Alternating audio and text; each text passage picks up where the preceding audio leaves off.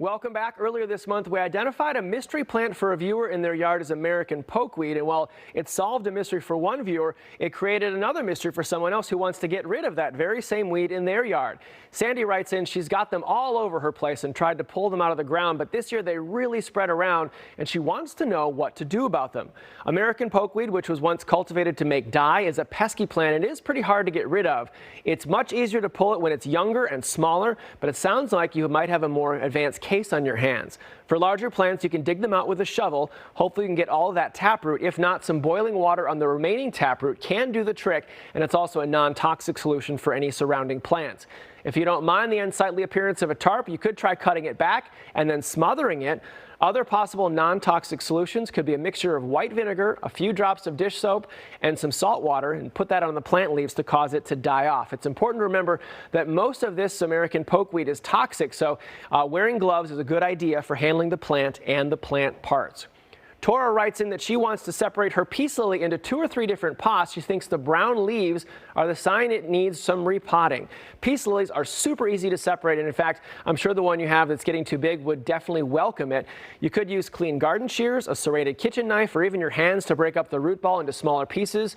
The one you've got there looks like it could be divided into at least 4 or maybe even more different plants. The only real trick with splitting up peace lily is to make sure that each root piece has some part of green foliage along with it.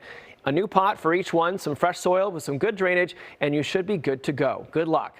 James writes in that he had some live leaves and some branches falling off his seemingly otherwise healthy backyard tree and thought something might be up when he saw the segment we had on mulch volcanoes covering up the bottom of his trees. But his problem wasn't mulch, it was the brick enclosure he had built around the bottom of his beautiful tree and then filled it with dirt and other plants. When he removed that soil and plant matter, he discovered a potentially new problem. Some of the roots seemed to be surrounding the tree and wanted to know what to do about them. Called girdling roots, they can suffocate the tree long term if they expand too much.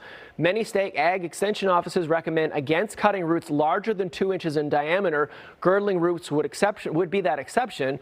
When asking about what to do with the unsightly area at the bottom of his tree, he wondered if he should build a bench around it to hide that spot. Well, I think it's a lovely idea. The only concern I would have is that if it's over-engineered and a really heavy bench, it would compact the soil even more and then put some further stress out on a tree that's already showing some signs of duress. Personally, I would go for the bench, but also maybe plant a tree nearby if this tree doesn't end up making it, so the yard won't go for a very long period of time without a beautiful shade tree. If you've got any gardening questions, feel free to email me here at the station. Tell me where you live, and pictures of your problem plants can also be a big help too. Coming up next, we've got your top stories and another look at the forecast.